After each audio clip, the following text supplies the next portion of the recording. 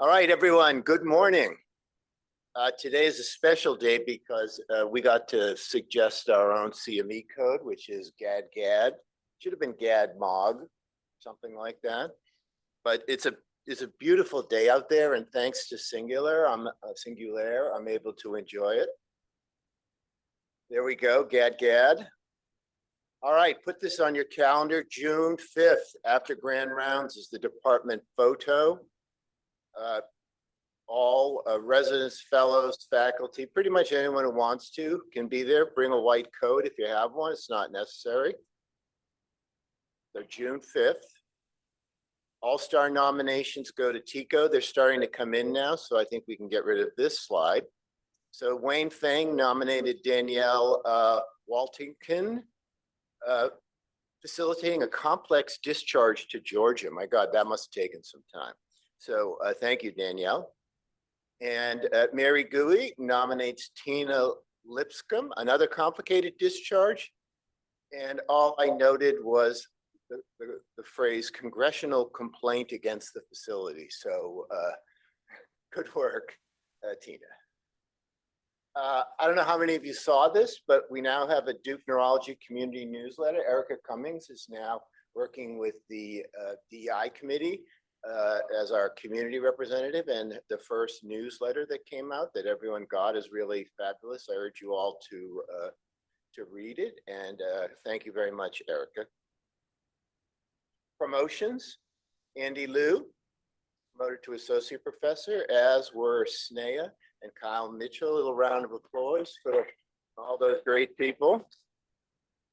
On the research roundup, Birgit and Tamir were part of an article to look at heterogeneity of cortical responses to waking up with both fast and slow components. And the other thing Birgit has been doing with research is showing different parts of the brain respond differently to sleep.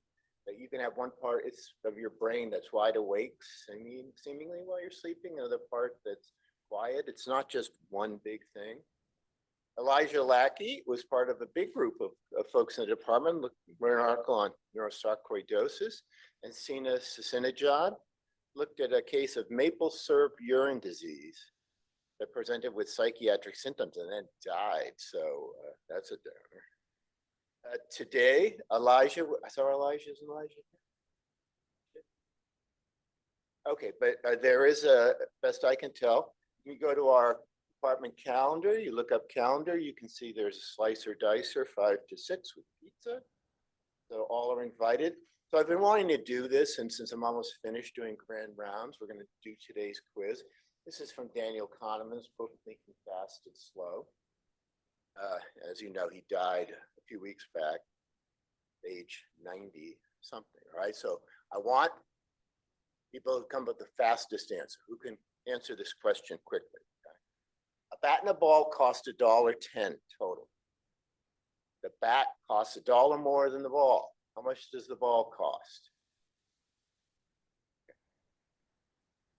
Wait a minute, you know the answer to that. Everyone says 10 cents, right? You're all thinking 10 cents. Andrew somehow knew the answer to that. 10 cents is the wrong answer. It's 5 cents, actually, if you do the math. So, Andrew, you can't be here anymore. Everyone says 10 cents except for Andrew. But this 10 cents seems right, but it's the wrong answer. It has to be 5 cents because then it's $1.05 and 5, which equals $1.10. If it was 10, it'd be 10 plus $1.10, which is $1.20. Andrew just ruined my whole thing. Only engineers ever get that correct because they're not. So that's called, that is a process where you take a complicated problem and reduce it to a simple problem because you think that's an easy way to solve it and you come up with the wrong answer, except for apparently for Andrew, who always has the right answer. So ruined my intro. But it just, I remember my daughter did that and she says, sense, I think that's right, but it just seems right. And that's how it works. It seems right, and your brain works by trying to grab for the quickest, most likely possible explanation for things, not necessarily the most correct things. So anyway, totally ruined. All right, Gad. And today's intro is going to be by Suma Shah, Bias and Letters of Recommendation. Okay, Suma, take it away. Is that for me or for her? You, I think it's for you, Suma, because it's all this half of the audience.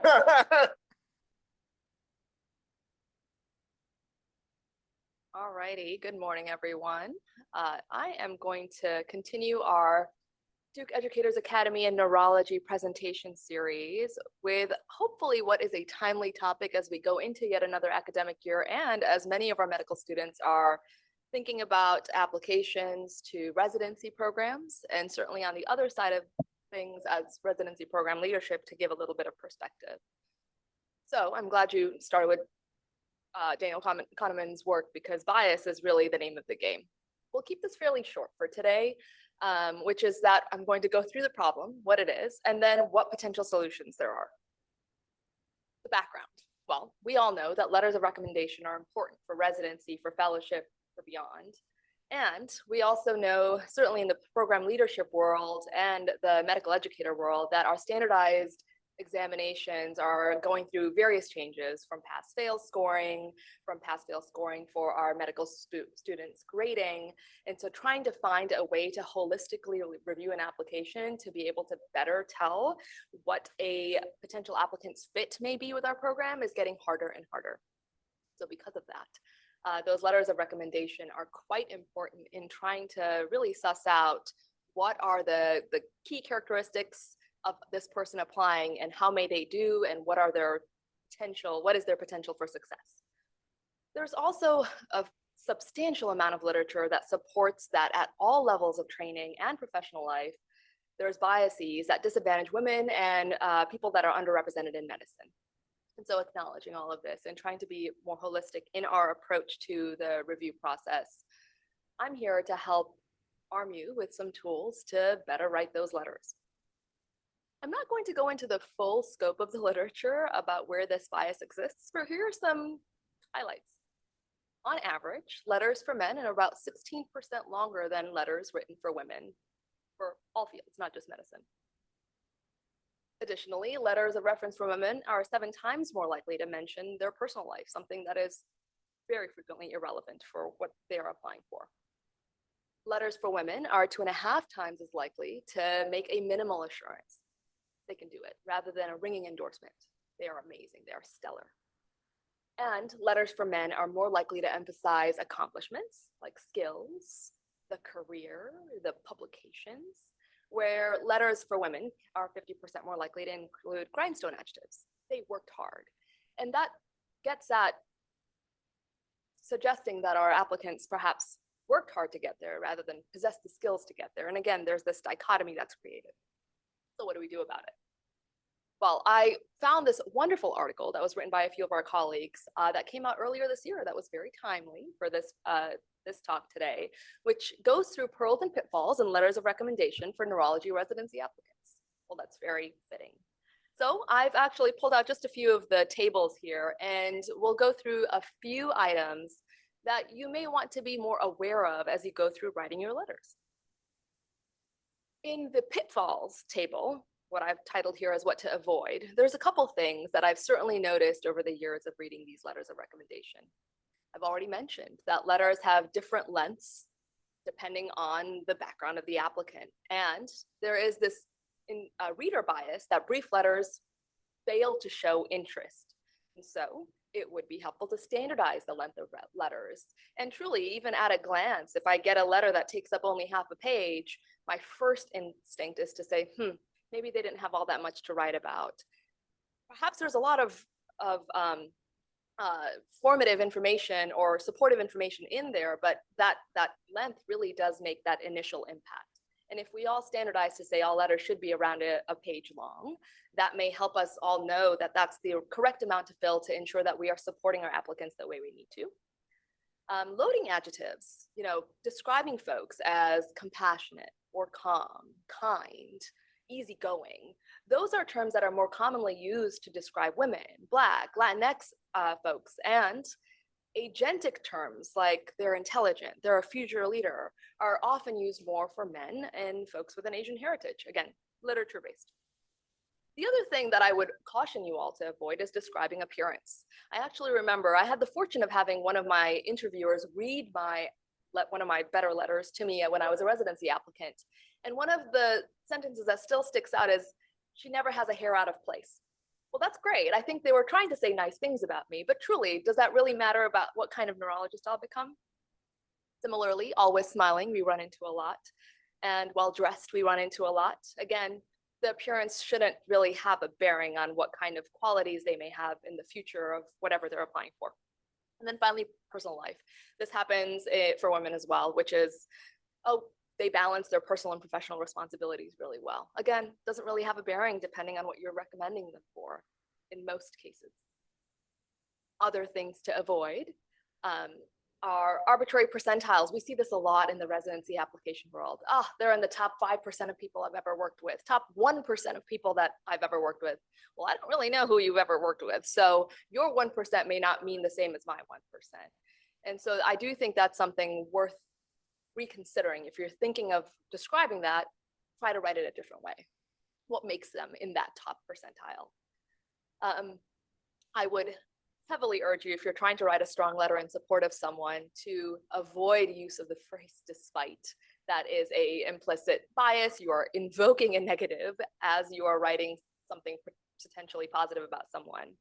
And then finally, these last few, I think, are pretty self-explanatory, but things like raising doubt, things like recycling content, which we've seen, where just the name has changed, but the he's and she's may not be, or the name's not changed at all and things are recycled. Definitely things to be aware of as you start writing those letters. What I really appreciate about this paper was this rightmost column. And often when we do these Educators Academy talks, a lot of times we try to provide examples to really help you introspect and say, are these things I've seen or written myself? And are there better ways to do so? And that's where the potential solutions come in. Ways to try to overcome that arbitrary percentile is to use anecdotes, highlight meaningful, specific stories that say this was a challenge that this person overcome. This is how they demonstrated leadership. This is something they did that was above and beyond that I noticed, that their team members noticed, that really helped them rise to the top of my list and the reason why I'm supporting them in this application. Successes that you may project for this person. They have great leadership qualities. I can see them being a future chief resident one day. Or they are incredibly motivated about writing and publishing, and they're a strong contender for research grants and awards in the future. Again, it really helps you sell the applicant as a letter writer, and then the person who's receiving it know where that person may fit into their cohort of trainees, at least in my world. To demonstrate their value, there are ways to do that. I like this quote of, I would keep them in their home program, in our home program. I think that means a lot coming from our fellow program directors and program leadership.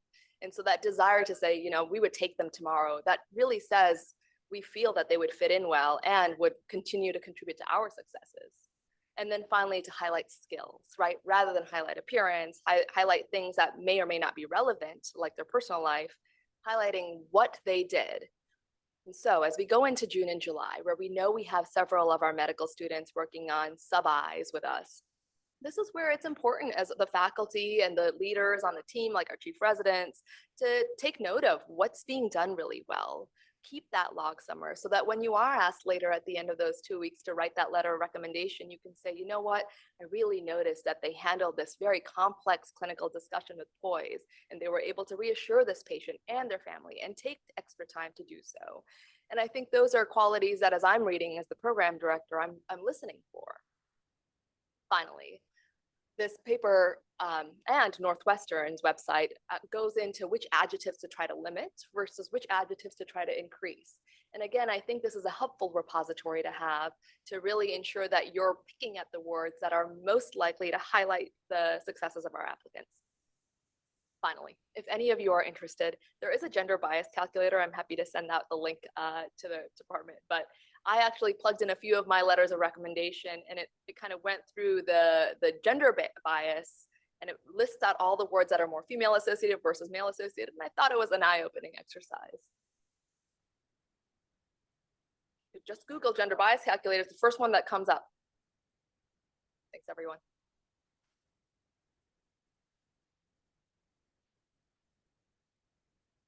yeah.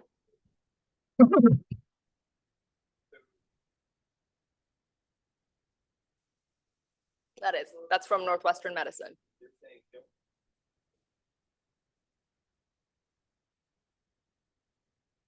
All right. Well, you could go about doing that.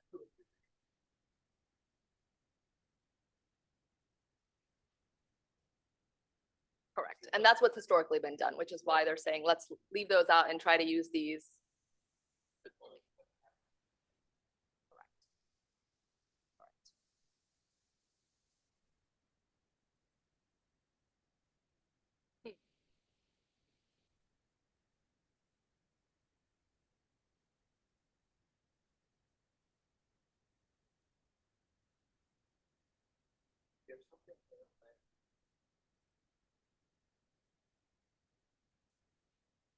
Depends on the residency. We can definitely chat about this more offline, but I want to make sure we get to Tanziyah's talk. But I do think that these days letters are becoming more important in residency applications because we have fewer numbers.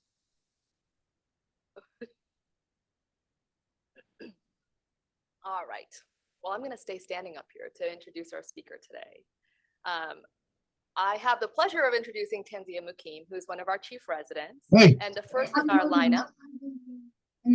If you're not already muted, can I please remind you to mute? Thank you. Is the first in our lineup of our chief resident Grand Rounds lecture series. She came to us by way of Hopkins and then an MD PhD at Jefferson in neuromodulation and pain, if I remember correctly. And I had the pleasure of interviewing her and her entire class back in 2019 before their match here in 2020. She will be going on to complete a 2-year fellowship in movement disorders with a prestigious grant by the Dystonia Medical Research Foundation. Personally, I can say it's been a joy seeing Tanziyah grow. She has contributed and embodied her contributions as the QI chief this year and continues to improve our processes and patient care with everything really she touches. So with that, I will turn it over to Tanziyah for today's Grand Rounds.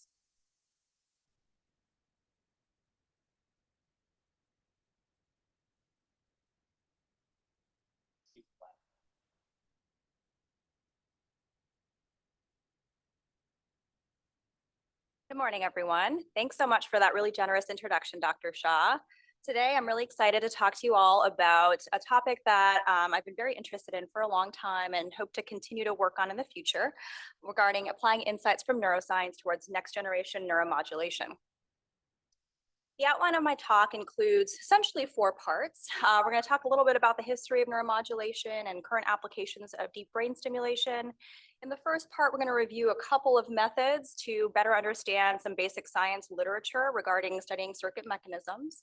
And then we're going to move on to a couple of studies done by our own Duke faculty here about how we can better understand the circuits we're modulating and create better clinical tools to do so. And then the last part, we're going to discuss new technologies, emerging technologies. In the introduction, I'm going to start with this quote by Isaac Newton, who theorized how we interact with the world, perceive stimuli, and move our bodies is through an electric and elastic spirit, describing this idea of bioelectricity, which is a long-standing idea that we have biological tissues in our body that can be modulated by electrical stimuli and pulses. So ancient civilizations used electric fish and torpedo rays to treat pain, headaches, and seizures. It wasn't until the 1600s and 1700s that a crude form of electroconvulsive therapy emerged to treat hysteria and many mental health disorders.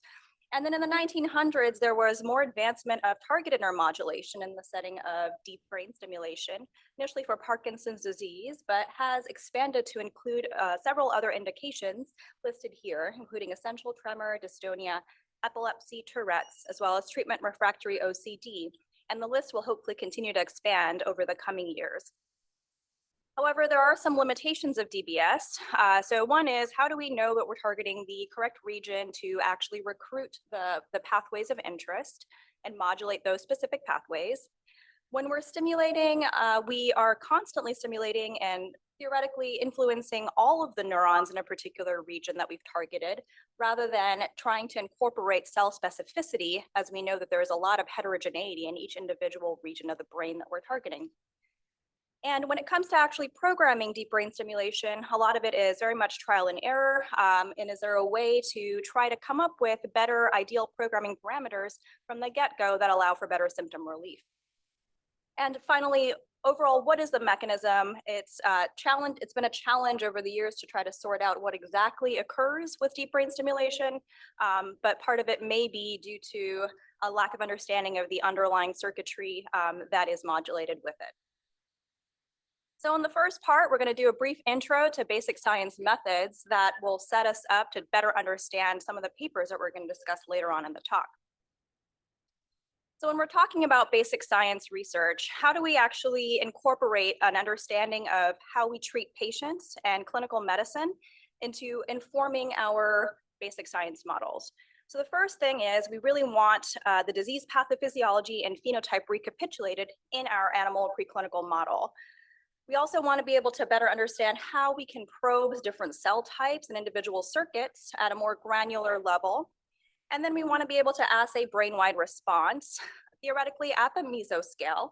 So that's essentially describing an in-between the macro scale and the micro scale, this in-between area that allows for more brain-wide dynamics, more circuit kind of pathophysiology and physiology. And we can use physiology in the lab, essentially looking at electrical impulses, synaptic transmission at the cellular and circuit level. We can look at how imaging might be modulated. We can also look at behavioral outputs, which ultimately is the key to understanding how these circuits impact behavior. So one tool that you may already be familiar with, but I wanted to review since it's going to come up later on in this talk, is this, this technique called optogenetics, which has allowed us to modulate cell types in different brain regions and better understand what their exact function is when it comes to behavior and brain circuits. So the idea essentially is that these are light activated ion channels, and there are some that are activated by certain wavelengths of light. Some that are activating, some that are inhibiting. So what I have over here is channel rhodopsin is an activating channel. So with blue light being shined onto this receptor, cations flow in and ultimately depolarize the cell membrane, thereby activating that particular neuron. And over here is an example of an inhibiting rhodopsin, halorhodopsin. There's been a lot of additional opsins that have come up over the years, but these are kind of two that help illustrate the concept. And in this particular setting, yellow light turns off the opsin and you have inhibition of a neuron. And so it does not get activated, does not fire. And so with these two particular types of channels, we can activate or inhibit neurons. And in order to actually study specific cell populations, we can target brain regions with stereotactic injections. We can use transgenic mice. We can use conditional mice, knockouts and knock-ins, to better understand how specific cell types and specific brain regions then cause behavioral outputs. And so how do we actually assay this circuit response? So we have imaging methods such as 2-photon confocal, fiber photometry that looks at calcium signals, and obviously at the macro scale, which we use in the clinic, things like fMRI and SPECT. When it comes to physiology, we can look at neuronal electrophysiology, so single cell synapse using a technique called patch clamp. We can also look at population level activity using local field potentials, which I'll get into later on in the talk. And calcium signaling has also been an emerging method that has been used in the lab as a proxy measurement of electrical activity, since calcium is thought to be a mediator of that activity in the intracellular level. And there are certain calcium indicators that allow for the detection via microscopy to see which neurons are activated at a given time. And finally, when it comes to behavior, we have a lot of behavioral assays that, if appropriately measured, can give us a lot of insight into certain disease processes in the human that may be assessed in mice with some caveats. And so with applying these techniques, we can get great insight into how specific neuronal populations modulate circuit level and brain-wide dynamics and how this correlates with a behavioral output. We can then leverage these insights towards our understanding of how these circuits impact symptoms and pathologic alterations in various disease states. And so in the next part, armed with that knowledge, hopefully we'll be able to dissect two papers that I've chosen that really illustrate this concept of cell and circuit specificity when it comes to modulation. The two papers we're going to talk about, one is a study looking at addiction in a mouse model, and one is about movement in a mouse model. With regards to the paper about addiction, this particular group looked at opiate withdrawal mediated through the nucleus accumbens. There have been some case reports and studies describing deep brain stimulation of the nucleus accumbens that may reduce relapse in individuals that have opiate use disorder and other addiction, pathological addiction. And in this particular paper, they found that two pathways are responsible for divergent effects. They looked at projections from the amygdala to nucleus accumbens, and this particular pathway was found to mediate withdrawal-induced depressive effects, which is also something described in humans as well. After the withdrawal has subsided, a lot of individuals become depressed, and this can put you at risk for relapse down the line, making it a very relevant behavioral output. And then the other pathway they looked at was the paraventricular thalamus to nucleus accumbens, and these projections they found to mediate acute withdrawal. They then incorporated all that information and created a refined DBS protocol in the mouse that alleviated withdrawal symptoms, alleviated transition to depressive-like behaviors, and alleviated stress-induced reinstatement of drug seeking. So in establishing this particular model, what they did was they injected morphine into the mice daily for 6 days, and this established dependence. They then administered naloxone at this time point and measured withdrawal symptoms. And then after about 4 weeks, they noticed withdrawal symptoms were no longer present. However, there were some mice that developed depressive-like behaviors, sort of mimicking what may occur in a human who suffers from addiction. And so when looking at withdrawal symptoms, they mostly evaluated motor outputs. So we're looking at tremor, jumping, and a global withdrawal score. So this is all kind of hypermotor activity that is thought to be related to the acute withdrawal after naloxone. And then 4 weeks after that time point, so around this time here, that withdrawal hypermotor output was diminished, suggesting that they no longer had acute withdrawal phenotype. There was then a subpopulation that had depressive-like behaviors at this 4-week time point, and they used 3 different behavioral tests to look at this. One is the sucrose preference test, one is the tail suspension test, and one is the force swim test, which are standard tests that are used to study depressive-like behaviors in mice. Without going too much into the details here, the essentially sucrose preference will decrease, kind of like an anhedonia type phenotype in individuals that are in mice that are depressed. Immobile time will increase with regards to tail suspension forced swim test as a marker of essentially futility in this particular setting. And what they found was after the acute withdrawal, there was a subpopulation of mice that developed a depressive phenotype as measured by these behavioral assays. And they split them up into morphine with depression mice and morphines without depression. Then they looked at the specific circuits that are activated in this state. So they did, again, the morphine injections, the withdrawal, split the mice up into morphine not depressed and morphine depressed, and then looked at a marker of cell activity in the nucleus accumbens called CFOS. And what they found was in just the depressed mice and not the not depressed mice, there was a large activation of cells in the nucleus accumbens. And so there was something different about the mice that developed a depressive phenotype compared to the not depressed phenotype. They then tried to understand, well, where are the projections coming from to the nucleus accumbens to mediate these processes? And so they used a retrograde tracer here and looked at projections from the paraventricular thalamus and the basolateral amygdala. And so that's what's going on right here. We're looking at this red retrograde tracer showing that there's lighting up of the basolateral amygdala as well as the paraventricular thalamus from the nucleus accumbens. So these are inputs coming in from those two regions to modulate nucleus accumbens neurons. What they then did was channel rhodopsin injection. So to express channel rhodopsin specifically in the paraventricular thalamus, This is a light activated channel, so to activate these neurons. And they placed a fiber optic cable in the nucleus accumbens to specifically activate the inputs from the paraventricular thalamus to the nucleus accumbens and not the ones from the basolateral amygdala. They then used a low frequency stimulation paradigm after the morphine administration and looked at withdrawal symptoms after the stimulation. What they then found was with the stimulation from the paraventricular thalamus to the nucleus accumbens, there was a reduction in the degree of acute withdrawal symptoms as measured by these hypermotor scores. However, they did not see a change in the depressive phenotype, suggesting that this particular circuit, paraventricular thalamus to nucleus accumbens, really just mediates acute withdrawal and not the subsequent transition to a depressive phenotype that occurs over time. They then looked at the basolateral amygdala to nucleus accumbens pathway and see if that might mediate the depressive phenotype that was not mediated by the paraventricular to nucleus accumbens.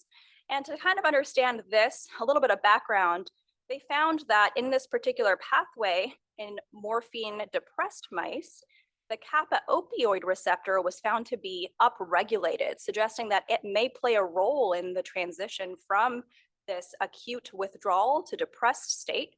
And it was specifically in this basolateral amygdala to nucleus accumbens inputs to medium spiny neurons in the nucleus accumbens that express D1 receptors. And so this sort of suggests that there's cell type specificity with regards to some of these processes that then impact behavior. And they then did a sort of complicated optogenetic experiment here that I'll try to break down for you all. They injected one specific type of channel rhodopsin into the basolateral amygdala, and then a different one into the nucleus accumbens, the postsynaptic neuron. And these are activated by different wavelengths of light. So using this with an optic fiber in the nucleus accumbens, they're both able to stimulate inputs from the basolateral amygdala with this wavelength of light, as well as a postsynaptic cell in the nucleus accumbens with this wavelength of light. And with their stimulation paradigm, they were able to do high frequency stimulation of the presynaptic neuron and then depolarization of the postsynaptic neuron to cause LTP at this synapse. Using that, they were then able to see, are the behavioral outputs changed at all with this now LTP process that has undergone at this one synapse? And what they found was, indeed, with this optogenetic modulation, they were able to alleviate the depressive-like behaviors that occur in these mice after the protracted withdrawal phase, suggesting that this pathway, rather than the other pathway to the nucleus accumbens, is what's involved in that process and that behavioral output. In order to actually make this translatable, they used a deep brain stimulation paradigm that directly uses the insights from the circuitry. And they did a high frequency DBS in the nucleus accumbens with this morphine withdrawal paradigm. And they then found that in both male and female mice, they were able to not only mediate withdrawal symptoms, so reduce the actual acute withdrawal, but also the depressive-like behavior, suggesting that this is a way that we might be able to translate this finding into humans to help treat addiction. And so the broad insight from this is preferentially activating basolateral amygdala to nucleus accumbens afferents provided improved relief from withdrawal, depressive behaviors, and stress-induced relapse, but not activating all of the afferents to the nucleus accumbens.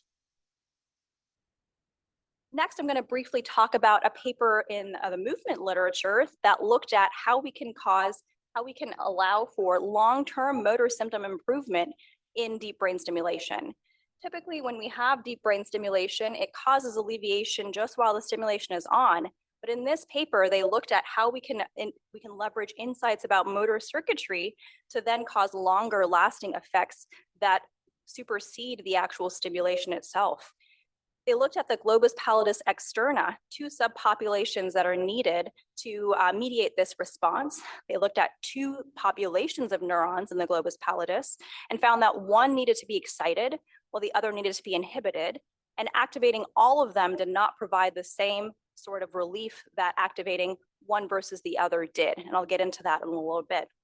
They then leveraged this insight into a modified deep brain stimulation protocol that actually achieved the differential changes in excitability in these subpopulations that resulted in lasting motor symptom improvement with a behavioral test. So here they used a mouse model that is a toxin model of Parkinson's disease, where they inject 6-hydroxydopa, which causes degeneration of substantia nigra pars compacta neurons very acutely and causes a very significant immobility for the behavioral output of the mice. They expressed channel rhodopsin in the GPE and stimulated all of the GPE and found that with each stimulation, there was an improvement in the percent time that they spent immobile.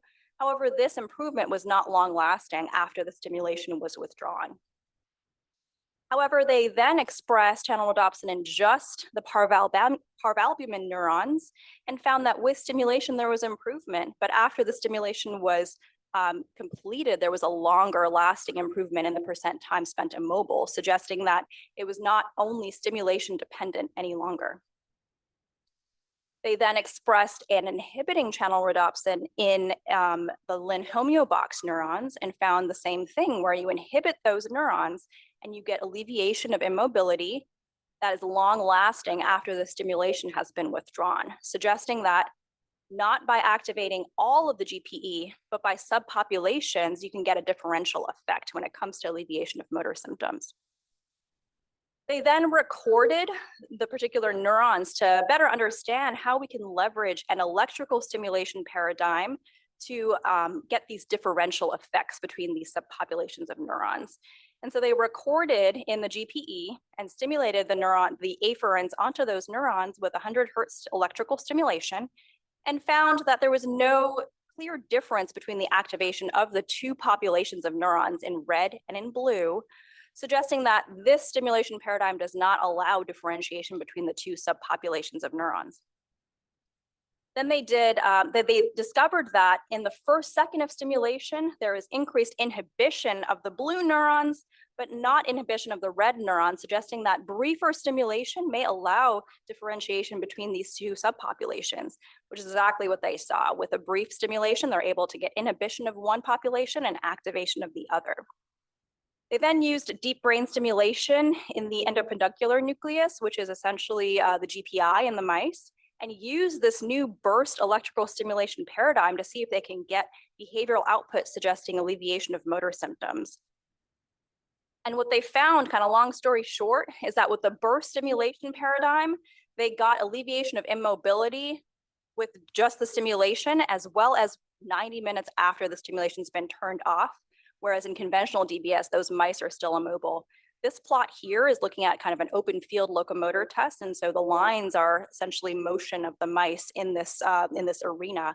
And the longer that you see the mice moving, the more kind of circular lines that you'll see in this particular plot. And so the big kind of broad takeaway from this study was that burst stimulation may preferentially inhibit a subpopulation of neurons in the GPE, providing prolonged relief from akinetic motor symptoms that you don't see in traditional deep brain stimulation. And so to summarize this particular part, preclinical studies and models can be invaluable tools to gain insights on systems and biological processes.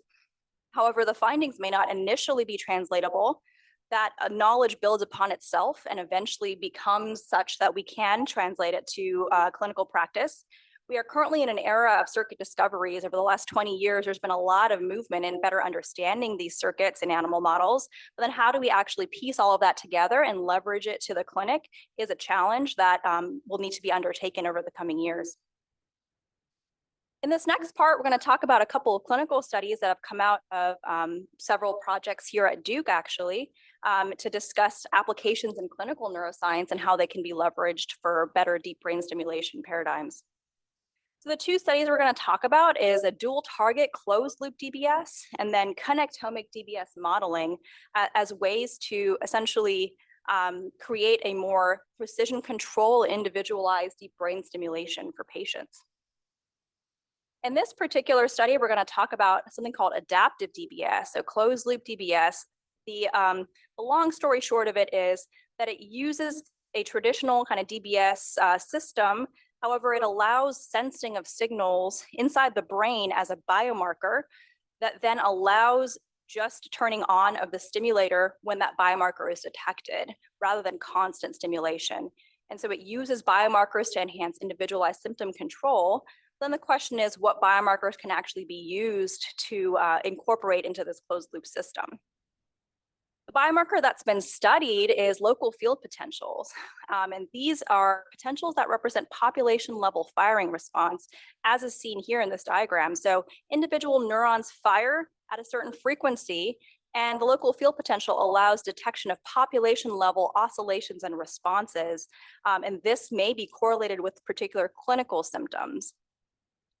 Over the past 20 years, there have been certain frequencies of oscillations that have been detected for specific motor symptoms. So this diagram here is showing that in the alpha range, alpha oscillations may be correlated with tremor. In the gamma range, this may be correlated with dyskinesia. And the beta range has been correlated with some akinetic symptoms, such as bradykinesia, rigidity, and freezing of gait. Now, a lot of these signals were detected in the past where access to these signals was limited, typically in the operating room using intraoperative recordings. However, now there's a system that's commercially available that allows for detection of these signals while the patient is not in the OR anymore and has the standard DBS out in the world. And so in the study that I'm going to talk about, it's one done by a group here at Duke, a collaborative effort by neurology, neurosurgery, as well as biomedical engineering, where they looked at dual target deep brain stimulation, where they targeted both the subthalamic nucleus as well as the globus pallidus internus, which are the standard usual targets for Parkinson's disease, in order to see if targeting both might provide better symptom control, as well as incorporating a closed loop paradigm if that might also provide better symptom control. And this was done in 6 patients as a pilot study. And what you can see here is this is the blinded UPDRS part 3 scores for these patients. And since they had bilateral STN and GPI, you can compare each region in the same patient, which is a very new and exciting concept. So what they did was compare the MDS UPDRS motor scores in just STN stimulation, in just globus pallidus stimulation, and then in both. And what they found was there was some improvement in the motor symptoms with bilateral or with dual stimulation rather than just individual stimulation. And what we're looking at here is essentially the time spent without bothersome dyskinesia and time spent on increased over the 1 year and 2 year time span in these patients, suggesting improved motor control over time. What they then looked at was an actual closed loop system using these dual targets, where they measured LFPs and then took that LFP output from one lead that then controlled all 4 leads at once. And the biomarker they used was a pathologic beta oscillation to then inform the closed loop system. And so what they did was they measured the beta oscillations in real time and then created a controller to modulate the DBS amplitude and stimulation in real time with that beta oscillation. And what they found was with adaptive DBS compared to continuous DBS, the standard conventional DBS, there wasn't a change in the blinded UPDRS scores, suggesting the motor symptoms were equally improved. However, there was a reduction in the amount of power that was used by the deep brain stimulator. Now, again, this was a small cohort, and hopefully over time, we'll be better able to understand the actual improvement in this model from both the closed loop as well as with the dual target over time. And I think this is a really exciting study. It's kind of the beginning of looking into that. The benefit of adaptive DBS is the ability to control symptoms with less unwanted side effects and preservation of device life. Over time, we'll hopefully have a larger prospective clinical trial that expands on this exciting pilot study. And attempts at targeted symptom management may be leveraged using different pathological oscillations. So if one patient is more tremor predominant or more akinetic predominant, perhaps you can tailor their closed loop system to target one oscillation or the other, providing more individualized control. And a part that I'm really excited about is this idea of, can we apply this to non-motor symptoms and not just motor symptoms, since all of the focus has been on motor symptoms in the past. And then we can integrate this with an understanding of what pathways might be activated in an individual patient, which is this last part that I'm going to talk about now.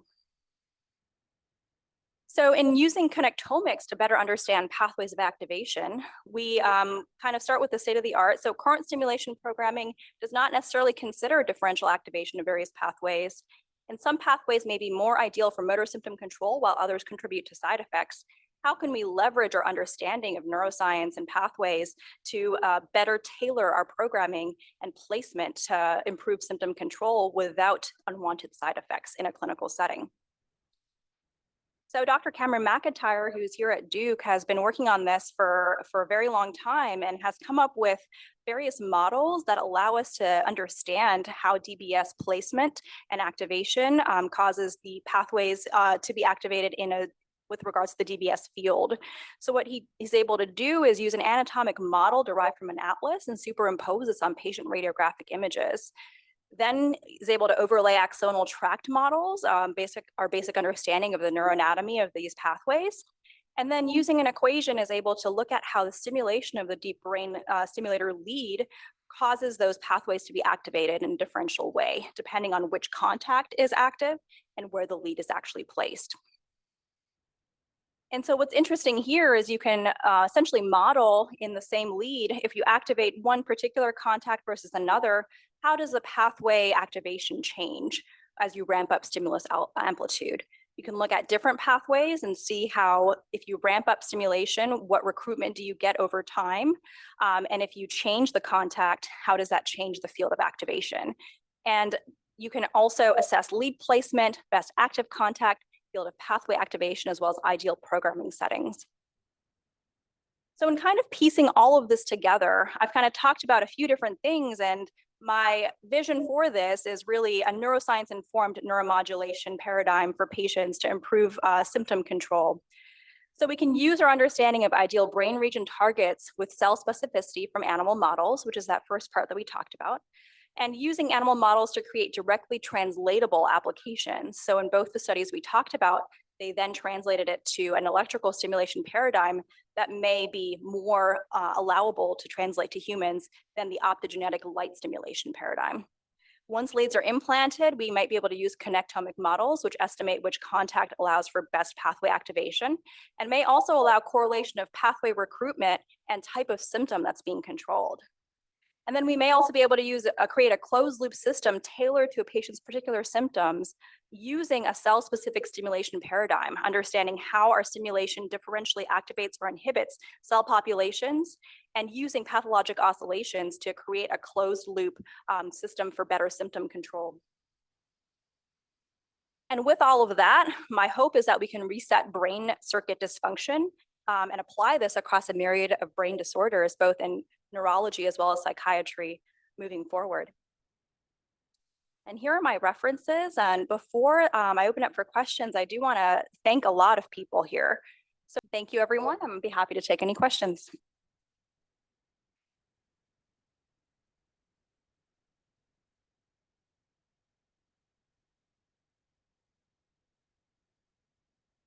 Yeah. Yep.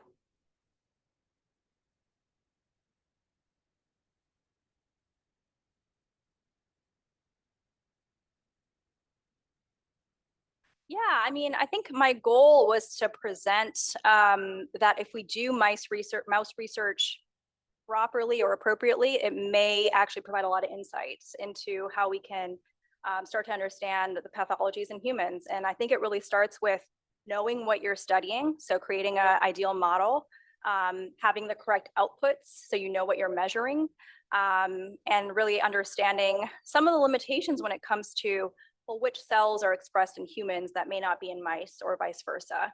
And so I think it is really multifactorial and kind of builds over time the more we learn about our models and how effective they are. But my hope is that they can be very useful in directly translating to humans, kind of with the two studies that I talked about in this talk. Yeah.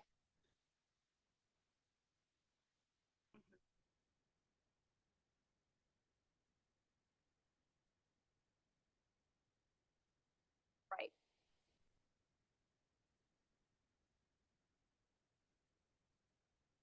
Mm-hmm. Right.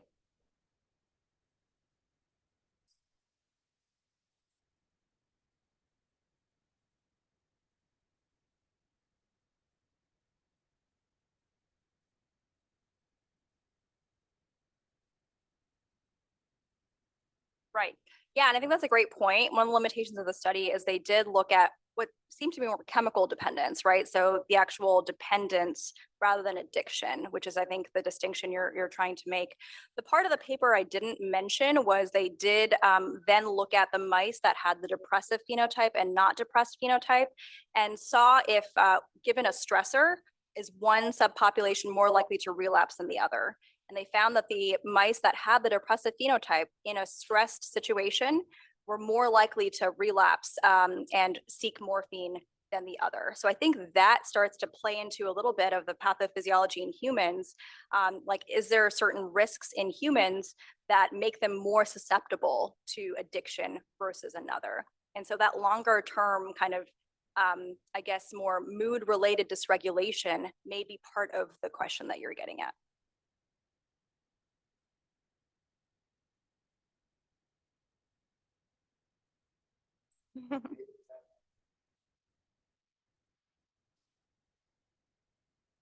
Yeah, I've always been interested in fiction.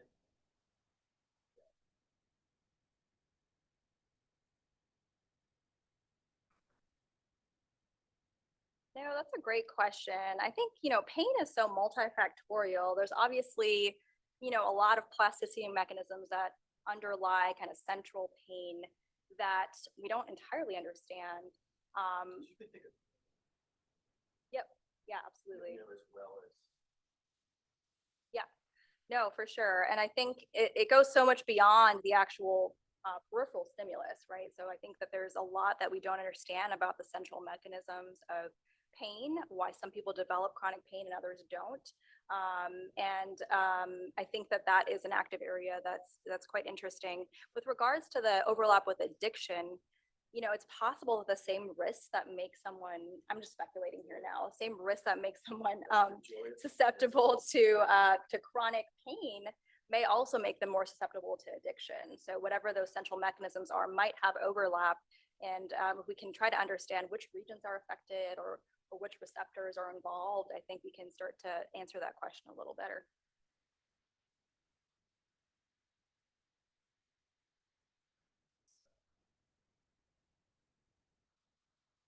Well, thank you for coming.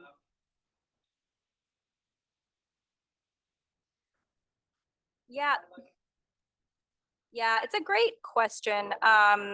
Yeah, so I think there's individuals already trying to translate it. When we first came across epigenetics, like some 15, 20 years ago in application in mice, I think at the time all of us were thinking, oh man, like this is going to be it. This is how we're going to solve like so many problems. And that has not borne out. But I think that I'm still hopeful as a possibility. I think the trouble ends up being like you're going to have to express these light gated channels in humans and try to make sure you're getting the right target. And what about off target effects? I think it gets a little complicated when we talk about that. But if we're able to create more precision tools that allow activation of certain regions and not others, then we may be able to alleviate some of the off target effects over time. So hopefully, I mean, maybe in our lifetime. Yeah. Not absolutely. Yeah.